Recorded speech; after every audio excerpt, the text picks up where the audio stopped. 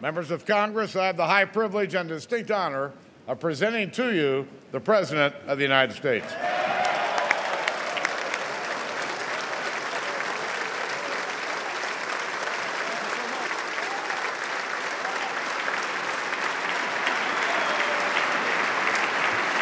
Thank you. Thank you so much, please. Mr. Speaker, Mr. Vice President, members of Congress, my fellow Americans. We are 15 years into this new century. 15 years that dawned with terror touching our shores, that unfolded with a new generation fighting two long and costly wars, that saw a vicious recession spread across our nation and the world. It has been and still is a hard time for many. But tonight, we turn the page. Tonight, after a breakthrough year for America, our economy is growing and creating jobs at the fastest pace since 1999.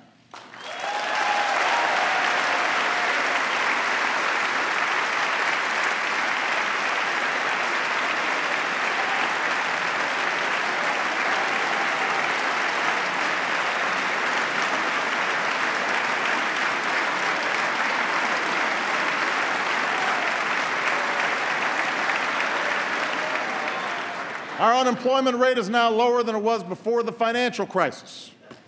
More of our kids are graduating than ever before. More of our people are insured than ever before.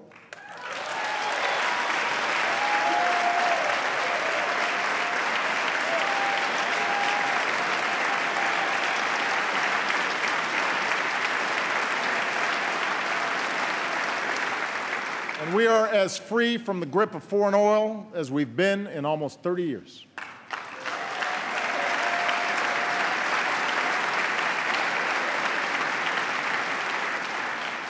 Tonight, for the first time since 9/11, our combat mission in Afghanistan is over.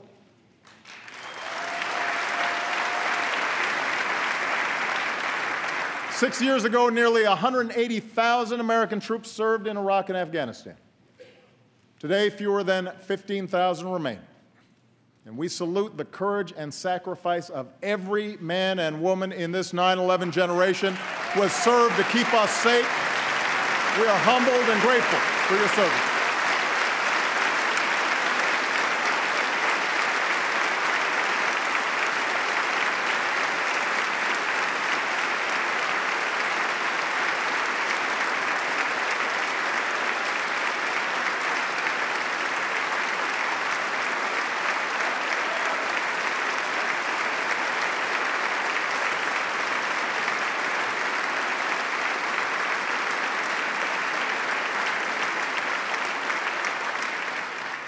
America, for all that we have endured, for all the grit and hard work required to come back, for all the tasks that lie ahead, know this: the shadow of crisis has passed, and the state of the union is strong.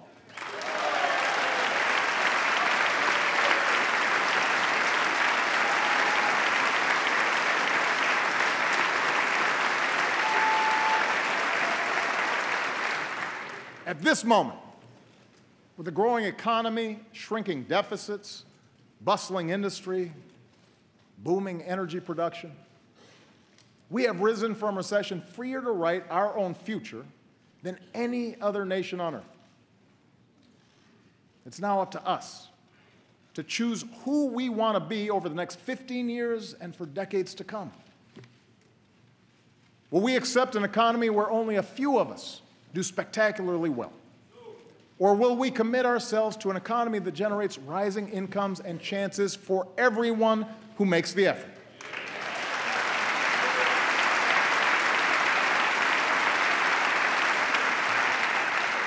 Will we approach the world fearful and reactive, dragged into costly conflicts that strain our military and set back our standing? Or will we lead wisely, using all elements of our power to defeat new threats and protect our planet? Will we allow ourselves to be sorted into factions and turned against one another? Or will we recapture the sense of common purpose that has always propelled America forward? In 2 weeks, I will send this Congress a budget filled with ideas that are practical, not partisan. And in the months ahead, I'll crisscross the country making a case for those ideas. So tonight, I want to focus less on a checklist of proposals and focus more on the values at stake in the choices before us. It begins with our economy. 7 years ago, Rebecca and Ben Erler of Minneapolis were newlyweds.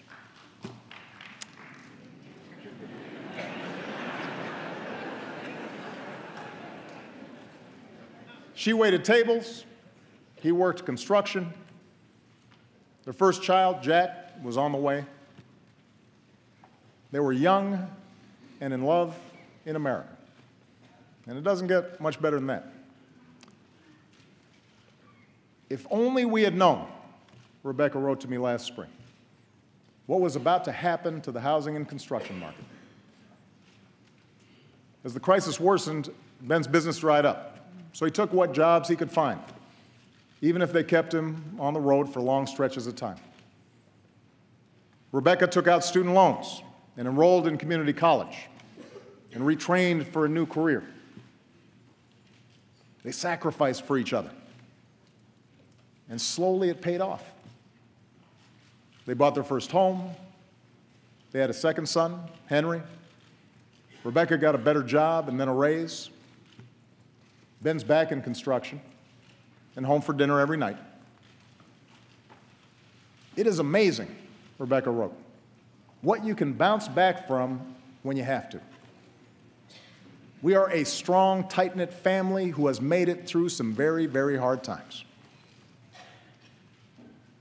We are a strong, tight-knit family who has made it through some very, very hard times. America, Rebecca and Ben's story is our story. They represent the millions who've worked hard and scrimped and sacrificed and retooled. You are the reason that I ran for this office. You are the people I was thinking of 6 years ago today, in the darkest months of the crisis, when I stood on the steps of this Capitol and promised we would rebuild our economy on a new foundation. And it has been your resilience, your effort, that has made it possible for our country to emerge stronger. We believed we could reverse the tide of outsourcing and draw new jobs to our shores. And over the past 5 years, our businesses have created more than 11 million new jobs.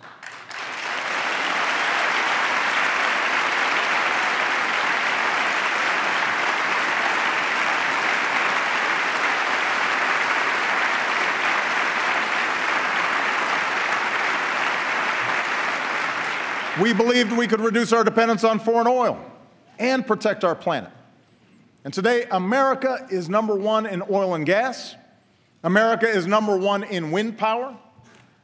Every 3 weeks, we bring online as much solar power as we did in all of 2008. And thanks to lower gas prices and higher fuel standards, the typical family this year should save about $750 at the pump.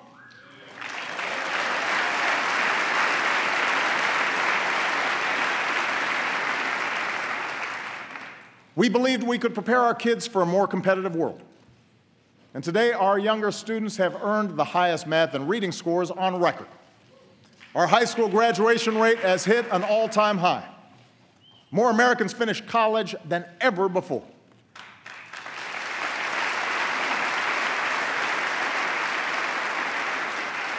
We believed that sensible regulations could prevent another crisis, shield families from ruin, and encourage fair competition. Today, we have new tools to stop taxpayer-funded bailouts and a new consumer watchdog to protect us from predatory lending and abusive credit card practices. And in the past year alone, about 10 million uninsured Americans finally gained the security of health coverage.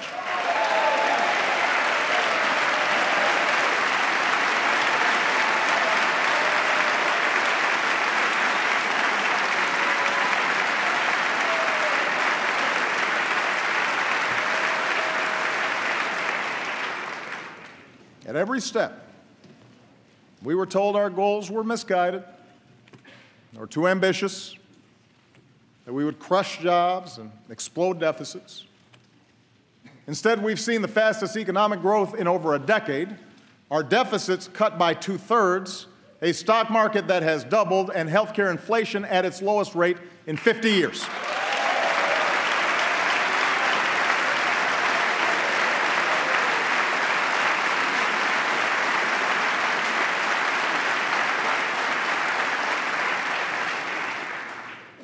This is good news, people.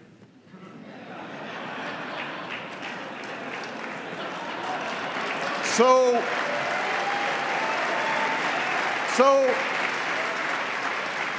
the verdict is clear.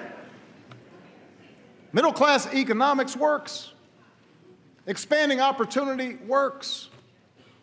And these policies will continue to work as long as politics don't get in the way. We can't slow down businesses or put our economy at risk with government shutdowns or fiscal showdowns. We can't put the security of families at risk by taking away their health insurance or unraveling the new rules on Wall Street or refighting past battles on immigration when we've got to fix a broken system. And if a bill comes to my desk that tries to do any of these things, I will veto it. It will have earned my veto.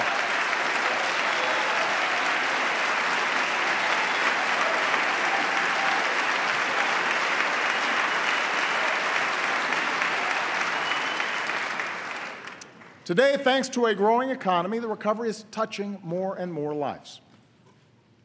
Wages are finally starting to rise again. We know that more small business owners plan to raise their employees' pay than at any time since 2007. But here's the thing.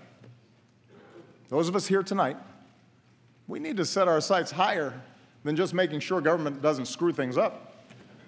The government doesn't halt the progress we're making. We need to do more than just do no harm.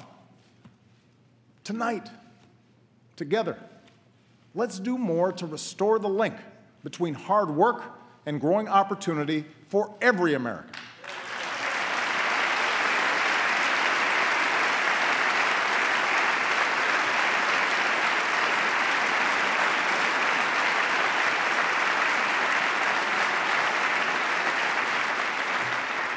Because families like Rebecca's still need our help. She and Ben are working as hard as ever, but they've had to forego vacations and a new car so that they can pay off student loans and save for retirement. Friday night pizza, that's a big splurge. Basic child care for Jack and Henry costs more than their mortgage and almost as much as a year at the University of Minnesota. Like millions of hardworking Americans, Rebecca isn't asking for a handout, but she is asking that we look for more ways to help families get ahead. And in fact, at every moment of economic change throughout our history, this country has taken bold action to adapt to new circumstances and to make sure everyone gets a fair shot. We set up worker protections, Social Security, Medicare, Medicaid, to protect ourselves from the harshest adversity. We gave our citizens schools and colleges, infrastructure, and the internet, tools they needed to go as far as their efforts and their dreams will take them. That's what middle-class economics is. The idea that this country does best when everyone gets their fair shot. Everyone does their fair share. Everyone plays by the same set of rules.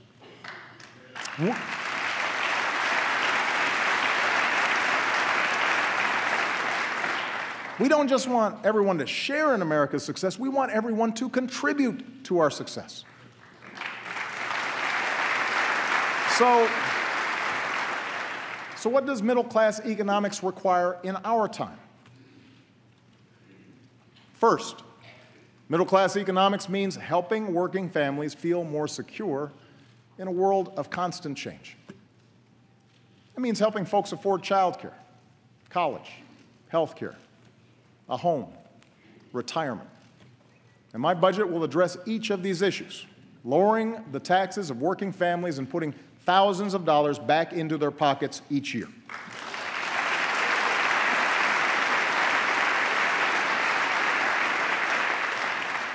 Here's one example.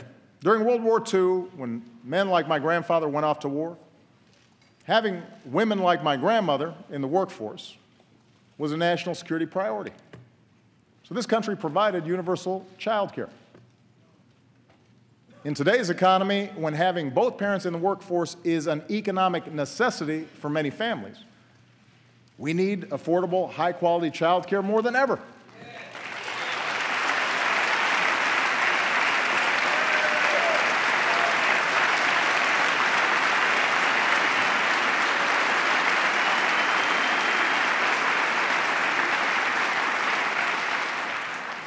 It's not a nice to have, it's a must have. So it's time we stop treating childcare as a side issue or as a women's issue and treat it like the national economic priority that it is for all of us.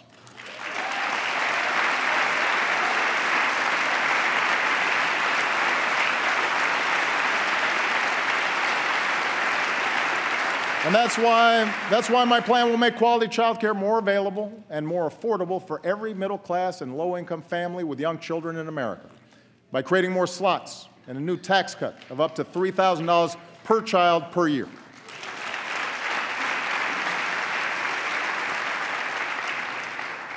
Here's another example. Today, we are the only advanced country on earth that doesn't guarantee paid sick leave or paid maternity leave to our workers. 43 million workers have no paid sick leave. 43 million. Think about that. And that forces too many parents to make the gut-wrenching choice between a paycheck and a sick kid at home. So I'll be taking new action to help states adopt paid leave laws of their own. And since paid sick leave won where it was on the ballot last November, let's put it to a vote right here in Washington. Send me a bill that gives every worker in America the opportunity to earn 7 days of paid sick leave. That's the right thing to do. It's the right thing to do.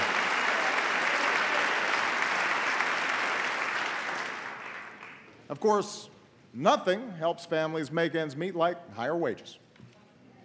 That's why this Congress still needs to pass a law that makes sure a woman is paid the same as a man for doing the same work.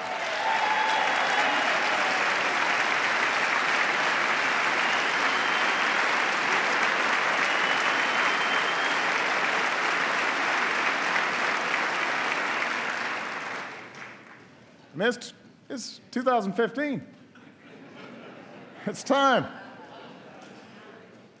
We still need to make sure employees get the overtime they've earned. And everyone in this Congress who still refuses to raise the minimum wage, I say this: if you truly believe you could work full-time and support a family on less than $15,000 a year, try it. If not, vote to give millions of the hardest working people in America a raise.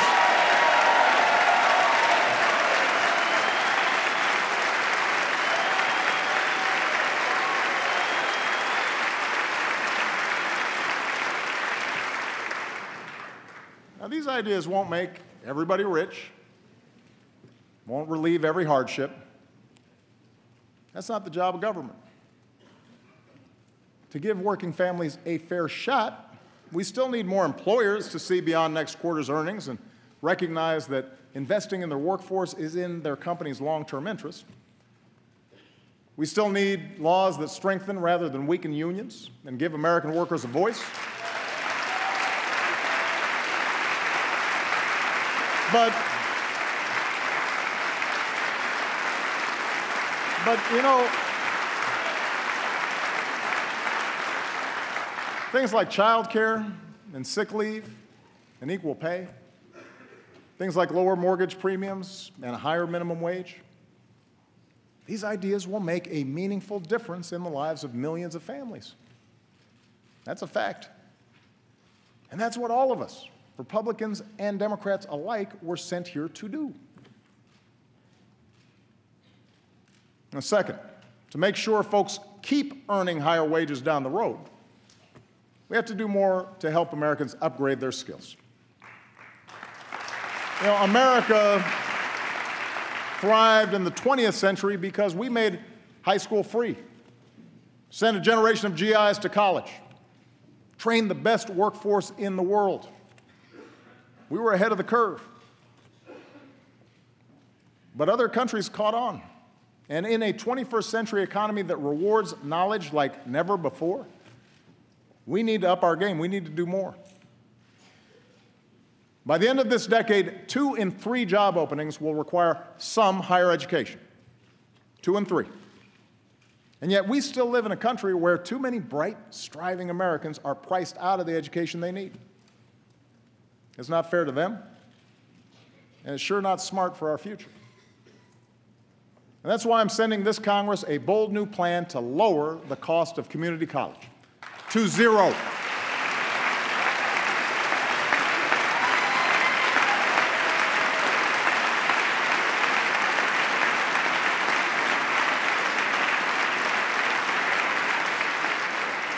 Keep in mind, 40% of our college students choose community college. Some are young and starting out. Some are older and looking for a better job. Some are veterans and single parents trying to transition back into the job market. Whoever you are, this plan is your chance to graduate ready for the new economy without a load of debt. Understand, you've got to earn it. You've got to keep your grades up and graduate on time. Tennessee, a state with Republican leadership, and Chicago, a city with Democratic leadership, are showing that free community college is possible. I want to spread that idea all across America so that 2 years of college becomes as free and universal in America as high school is today.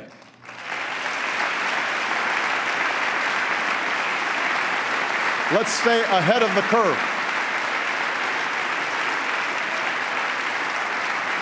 And I want to work with this Congress to make sure those already burdened with student loans can reduce their monthly payments so that student debt doesn't derail anyone's dreams.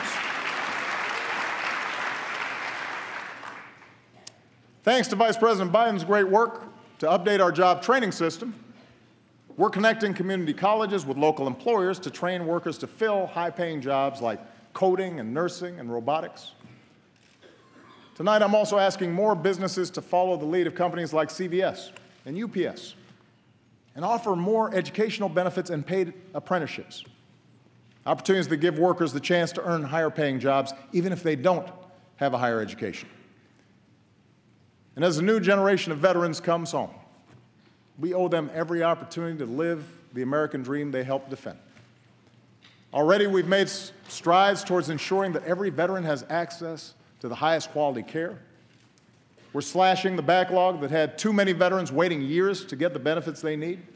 And we're making it easier for vets to translate their training and experience into civilian jobs. And joining forces, the national campaign launched by Michelle and Jill Biden. Thank you, Michelle. Thank you, Jill. Has helped nearly 700,000 veterans and military spouses get a new job.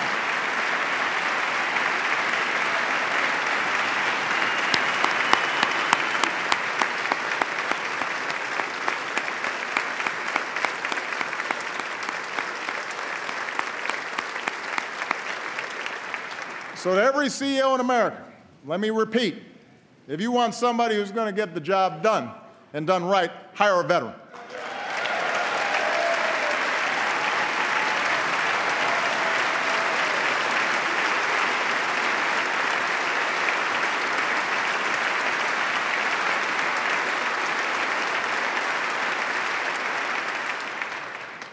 Finally, as we better train our workers, we need the new economy to keep churning out high-wage jobs for our workers to fill. Since 2010, America has put more people back to work than Europe, Japan, and all advanced economies combined.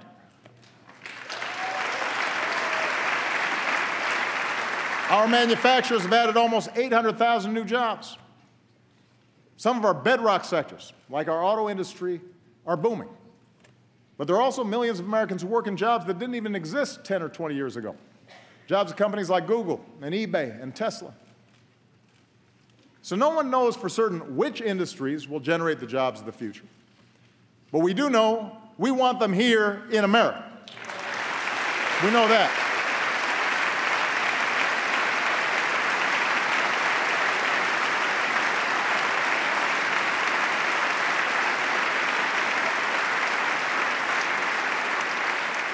And that's why the third part of middle-class economics is all about building the most competitive economy anywhere, the place where businesses want to locate and hire.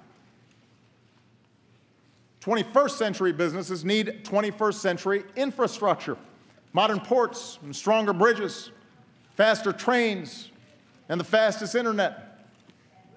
Democrats and Republicans used to agree on this.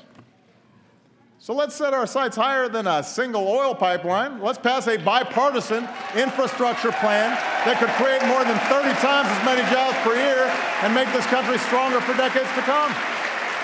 Let's do it. Let's get it done.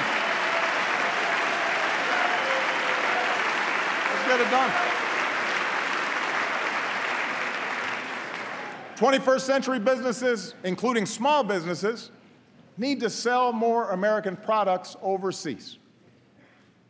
Today, our businesses export more than ever, and exporters tend to pay their workers higher wages. But as we speak, China wants to write the rules for the world's fastest-growing region. That would put our workers and our businesses at a disadvantage. Why would we let that happen? We should write those rules. We should level the playing field. That's why I'm asking both parties to give me trade promotion authority to protect American workers with strong new trade deals from Asia to Europe that aren't just free, but are also fair. It's the right thing to do.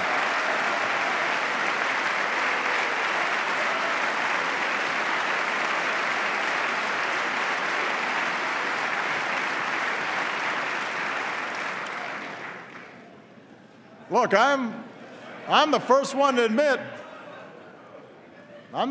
admit that past trade deals haven't always lived up to the hype. And that's why we've gone after countries that break the rules at our expense.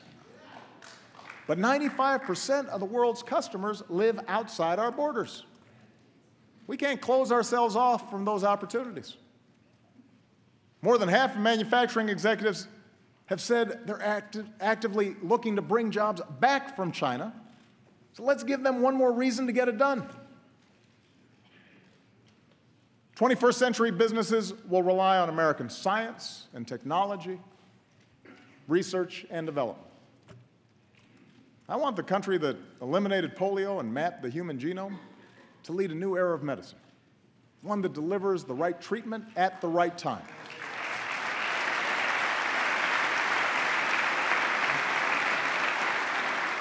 In some patients with cystic fibrosis, this approach has reversed a disease once thought unstoppable. So tonight I'm launching a new precision medicine initiative to bring us closer to curing diseases like cancer and diabetes, and to give all of us access to the personalized information we need to keep ourselves and our families healthier. We can do this.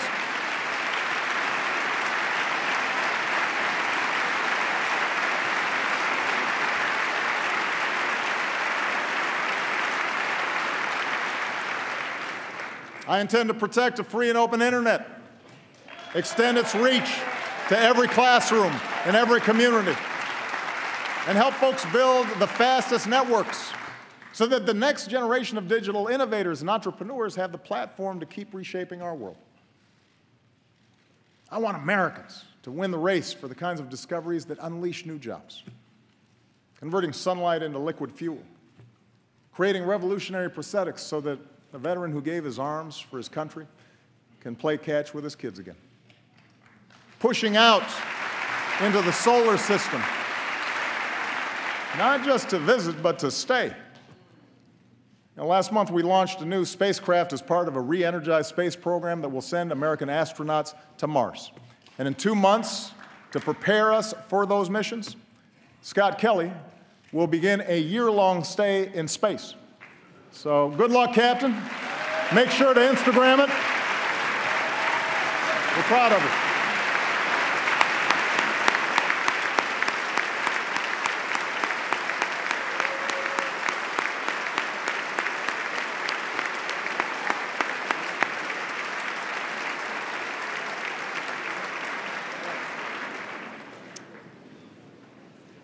Now, the truth is, when it comes to issues like infrastructure and basic research, I know there's bipartisan support in this chamber. Members of both parties have told me so. Where we too often run onto the rocks is how to pay for these investments. As Americans, we don't mind paying our fair share of taxes as long as everybody else does too. But for far too long, lobbyists have rigged the tax code with loopholes that let some corporations pay nothing while others pay full freight. They've riddled it with giveaways that the super rich don't need while denying a break to middle-class families who do. This year we have an opportunity to change that. Let's close loopholes so we stop rewarding companies that keep profits abroad and reward those that invest here in America.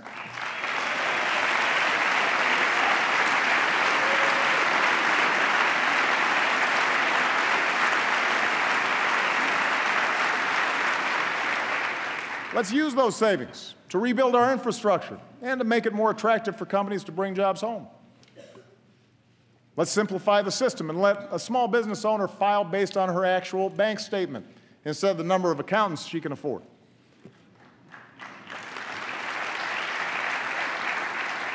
And let's close the loopholes that lead to inequality by allowing the top 1% to avoid paying taxes on their accumulated wealth.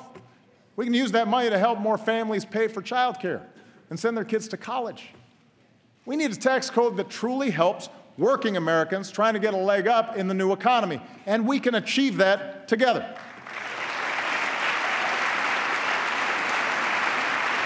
We can achieve it together.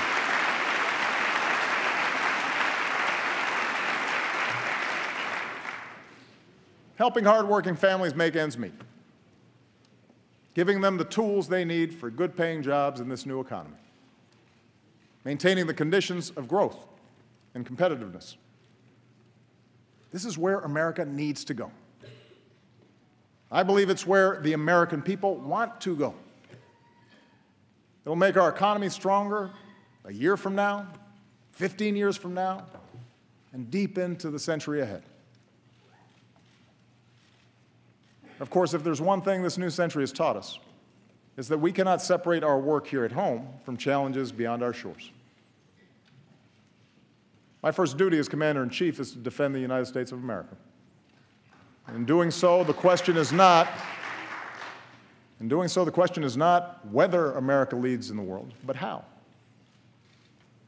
When we make rash decisions, reacting to the headlines instead of using our heads, when the first response to a challenge is to send in our military, then we risk getting drawn into unnecessary conflicts and neglect the broader strategy we need for a safer, more prosperous world. That's what our enemies want us to do. I believe in a smarter kind of American leadership.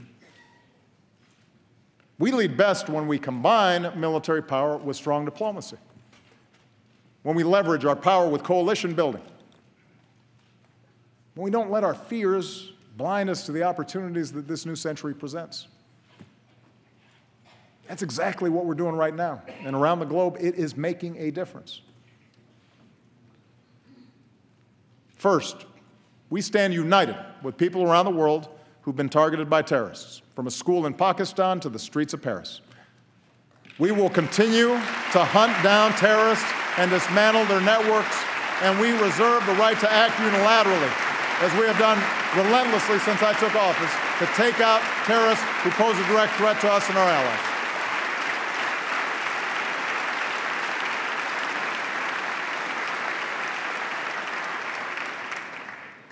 At the same time, we've learned some costly lessons over the last 13 years.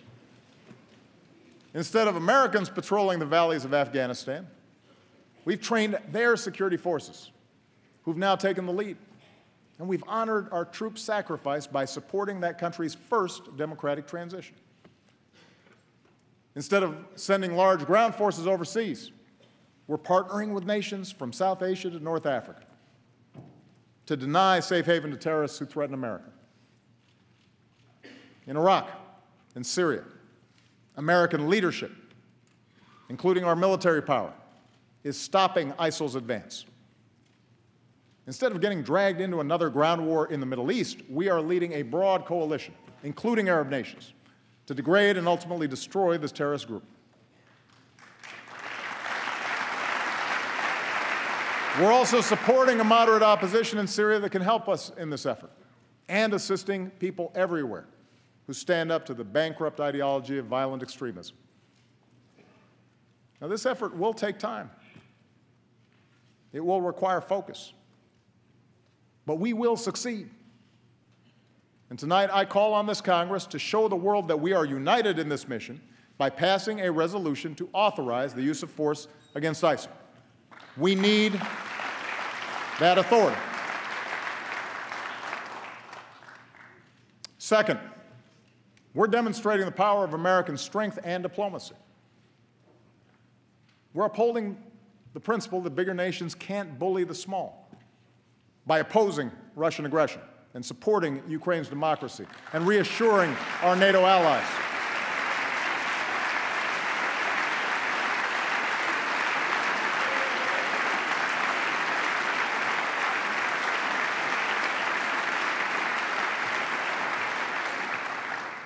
Last year, as we were doing the hard work of imposing sanctions, along with our allies, as we were reinforcing our presence with the frontline states, Mr. Putin's aggression, it was suggested, was a masterful display of strategy and strength. That's what I heard from some folks. Well, today, it is America that stands strong and united with our allies, while Russia is isolated with its economy in tatters. That's how America leads, not with bluster, but with persistent, steady resolve.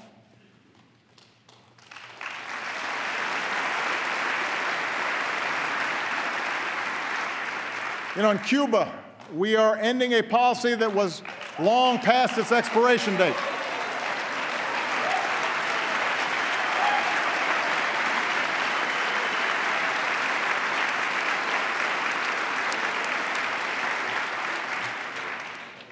When what you're doing doesn't work for 50 years, it's time to try something new.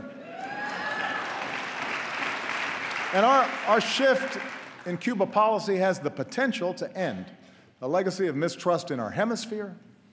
It removes a phony excuse for restrictions in Cuba, stands up for democratic values, and extends the hand of friendship to the Cuban people.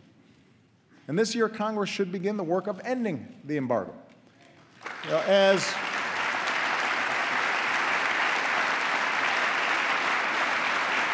His Holiness Pope Francis has said, diplomacy is the work of small steps. These small steps have added up to new hope for the future in Cuba. And after years in prison, we are overjoyed that Alan Gross is back where he belongs. Welcome home, Alan. We're glad you're here.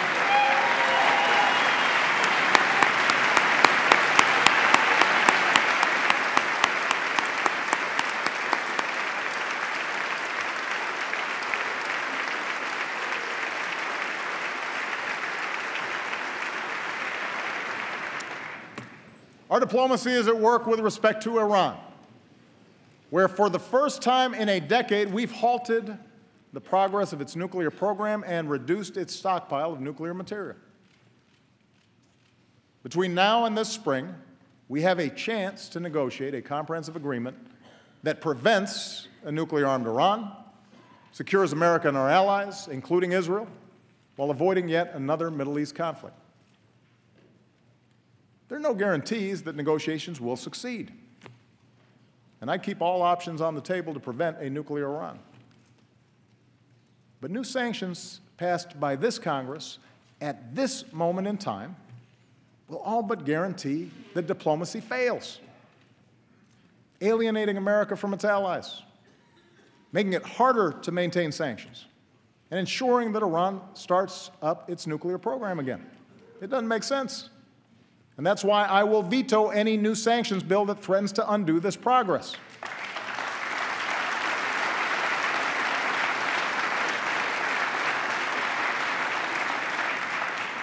The American people expect us only to go to war as a last resort. And I intend to stay true to that wisdom.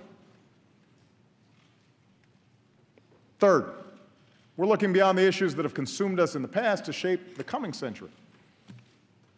No foreign nation, no hacker should be able to shut down our networks, steal our trade secrets, or invade the privacy of American families, especially our kids.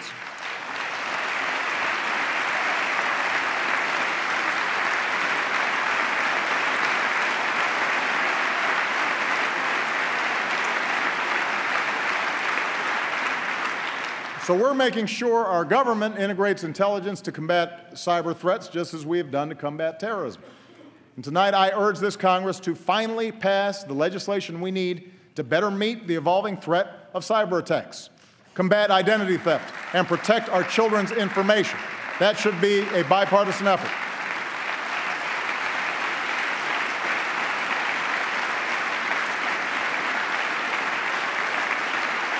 You know, if we don't act, we'll leave our nation and our economy vulnerable. If we do, we can continue to protect the technologies that have unleashed untold opportunities for people around the globe.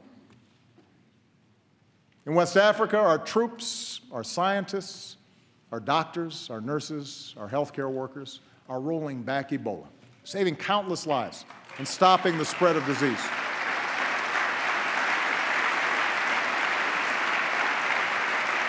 I could not be prouder of them. And I thank this Congress for your bipartisan support of their efforts.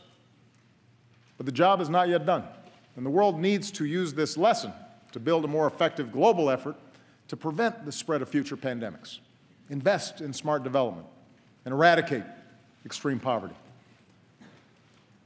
In the Asia-Pacific, we are modernizing alliances while making sure that other nations play by the rules in how they trade, how they resolve maritime disputes, how they participate in meeting common international challenges like nonproliferation and disaster relief. And no challenge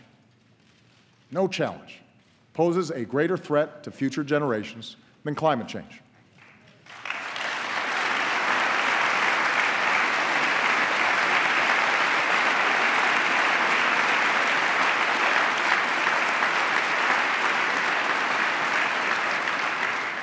2014 was the planet's warmest year on record. Now, one year doesn't make a trend, but this does. 14 of the 15 warmest years on record have all fallen in the first 15 years of this century. I've heard some folks try to dodge the evidence by saying they're not scientists, that we don't have enough information to act. Well, I'm not a scientist either. But you know what? I know a lot of really good scientists at NASA and at NOAA and at our major universities. And the best scientists in the world are all telling us that our activities are changing the climate. And if we don't act forcefully, we'll continue to see rising oceans, longer, hotter heat waves, dangerous droughts and floods, and massive disruptions that can trigger greater migration and conflict and hunger around the globe. The Pentagon says that climate change poses immediate risks to our national security. We should act like it. And that's why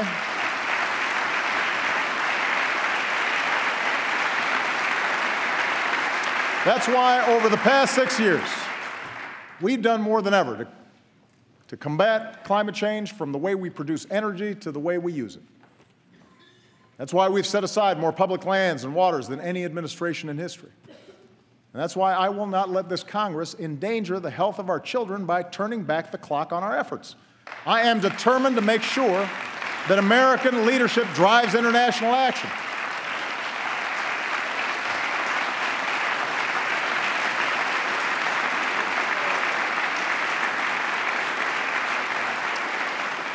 In Beijing, we made a historic announcement. The United States will double the pace at which we cut carbon pollution, and China committed for the first time to limiting their emissions. And because the world's two largest economies came together, other nations are now stepping up and offering hope that this year the world will finally reach an agreement to protect the one planet we've got. And there's one last pillar of our leadership, and that's the example of our values. As Americans, we respect human dignity even when we're threatened, which is why I have prohibited torture and worked to make sure our use of new technology like drones is properly constrained.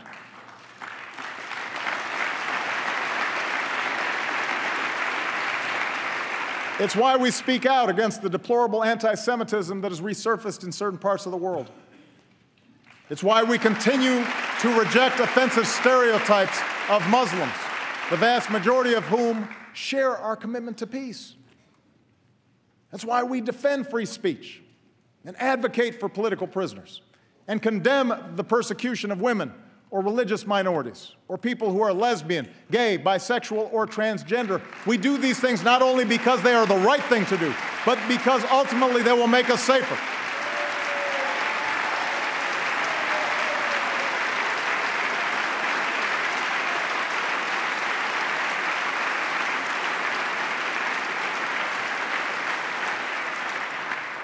As Americans, we have a profound commitment to justice. So it makes no sense to spend $3 million per prisoner to keep open a prison that the world condemns and terrorists use to recruit. Since I've been president, we've worked responsibly to cut the population of Gitmo in half. Now it is time to finish the job, and I will not relent in my determination to shut it down. It is not who we are. It's time to close Gitmo.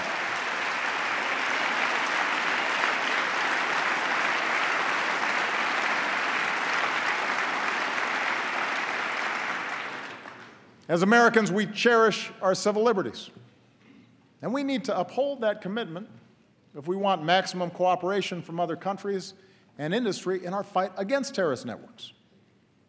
So while some have moved on from the debates over our surveillance programs, I have not.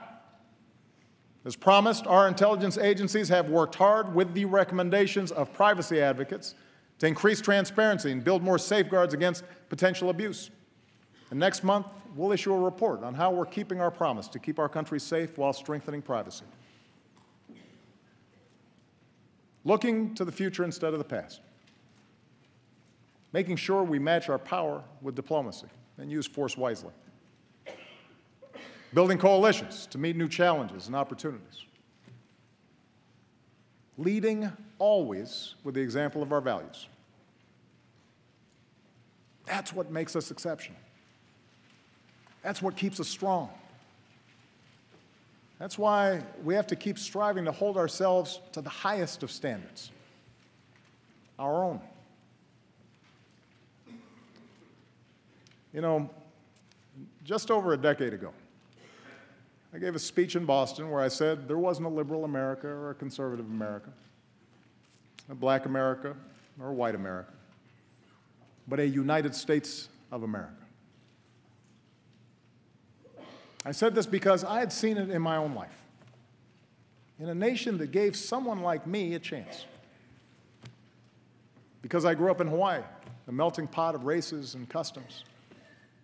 Because I made Illinois my home, a state of small towns, rich farmland, one of the world's great cities, a microcosm of the country where Democrats and Republicans and independents, good people of every ethnicity and every faith, share certain bedrock values.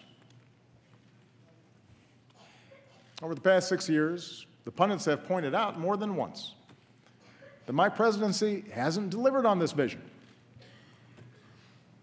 How ironic, they say, that our politics seems more divided than ever.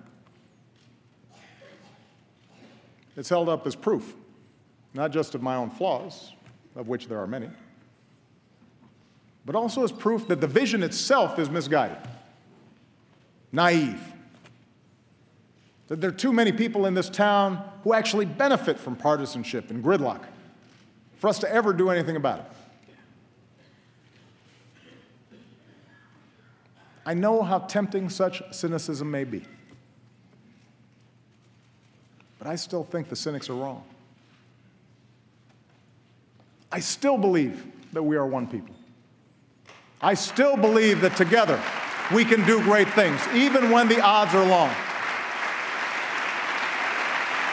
I believe this because over and over in my 6 years in office, I have seen America at its best. I've seen the hopeful faces of young graduates from New York to California, and our newest officers at West Point, Annapolis, Colorado Springs, New London. I've mourned with grieving families in Tucson and Newtown, in Boston, in West Texas, and West Virginia. I've watched Americans beat back adversity from the Gulf Coast to the Great Plains, from Midwest assembly lines to the Mid-Atlantic seaboard. I've seen something like gay marriage go from a wedge issue used to drive us apart to a story of freedom across our country, a civil right now legal in states that 7 in 10 Americans call home.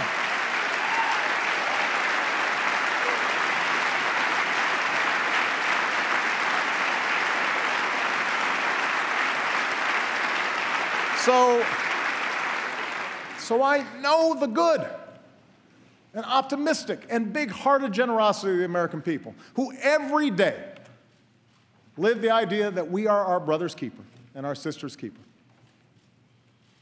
And I know they expect those of us who serve here to set a better example. So the question for those of us here tonight is how we, all of us, can better reflect America's hopes. I've served in Congress with many of you. I know many of you well. There are a lot of good people here on both sides of the aisle. And many of you have told me that this isn't what you signed up for. Arguing past each other on cable shows, the constant fundraising, always looking over your shoulder at how the base will react to every decision. Imagine if we broke out of these tired old patterns.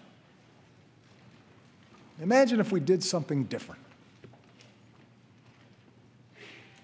Understand, a better politics isn't one where Democrats abandon their agenda or Republicans simply embrace mine.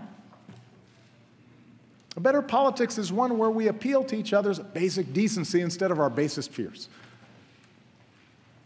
A better politics is one where we debate without demonizing each other, where we talk issues and values and principles and facts rather than gotcha moments or trivial gaffes or fake controversies that have nothing to do with people's daily lives. A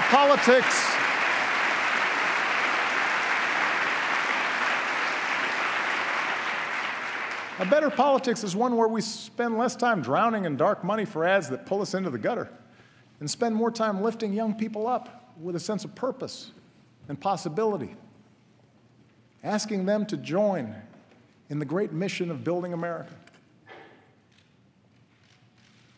If we're going to have arguments, let's have arguments, but let's make them debates worthy of this body and worthy of this country. We still may not agree on a woman's right to choose, but surely we can agree it's a good thing that teen pregnancies and abortions are nearing all-time lows and that every woman should have access to the health care that she needs.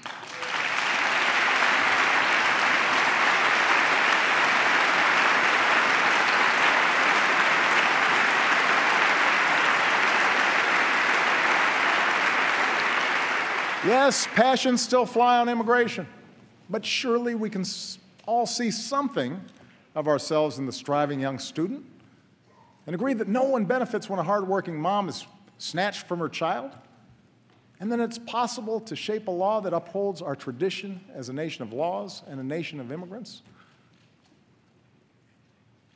I've talked to Republicans and Democrats about that. That's something that we can share. We may go at it in campaign season, but surely we can agree that the right to vote is sacred, that it's being denied to too many, and that on this 50th anniversary of the Great March from Selma to Montgomery and the passage of the Voting Rights Act, we can come together, Democrats and Republicans, to make voting easier for every single American.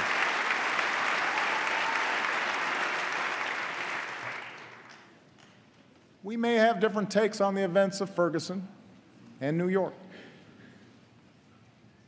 but surely we can understand a father who fears his son can't walk home without being harassed. And surely we can understand the wife who won't rest until the police officer she married walks through the front door at the end of his shift. And surely we can agree that it's a good thing that for the first time in 40 years, the crime rate and the incarceration rate have come down together. And use that as a starting point for Democrats and Republicans, community leaders and law enforcement to reform America's criminal justice system so that it protects and serves all of us.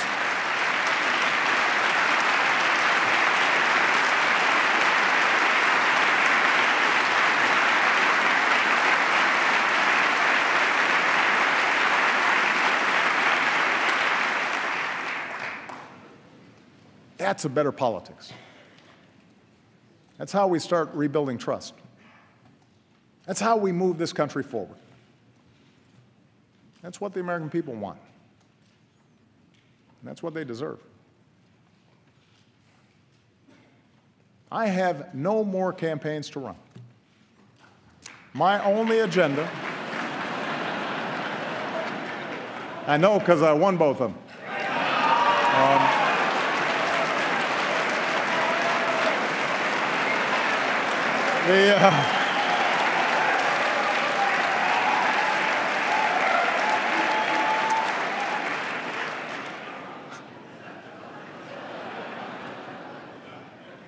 My only agenda for the next 2 years is the same as the one I've had since the day I swore an oath on the steps of this Capitol: to do what I believe is best for America. If you share the broad vision I outlined tonight, I ask you to join me in the work at hand. If you disagree with parts of it, I hope you'll at least work with me where you do agree. And I commit to every Republican here tonight that I will not only seek out your ideas, I will seek to work with you to make this country stronger.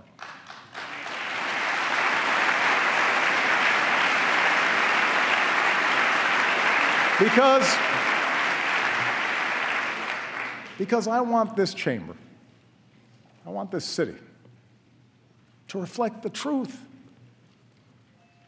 that for all our blind spots and shortcomings, we are a people with the strength and generosity of spirit to bridge divides, to unite in common effort, to help our neighbors, whether down the street or on the other side of the world.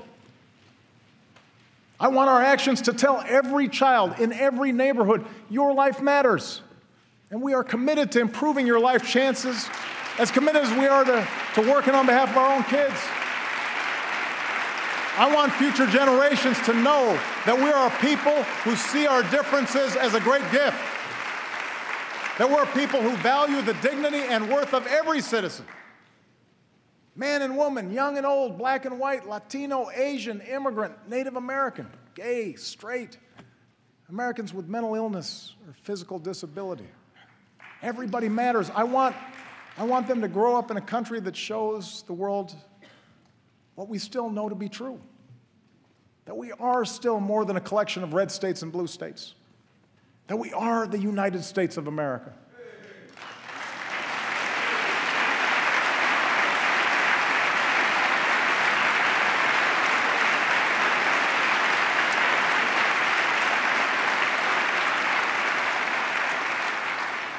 I want them to grow up in a country where a young mom can sit down and write a letter to her president with a story that sums up these past 6 years. It's amazing what you can bounce back from when you have to. We are a strong, tight-knit family who's made it through some very, very hard times. My fellow Americans, We too are a strong, tight-knit family. We too have made it through some hard times. 15 years into this new century, we have picked ourselves up, dusted ourselves off, and begun again the work of remaking America. We have laid a new foundation. A brighter future is ours to write. Let's begin this new chapter together. And let's start the work right now. Thank you. God bless you. God bless this country we love. Thank you.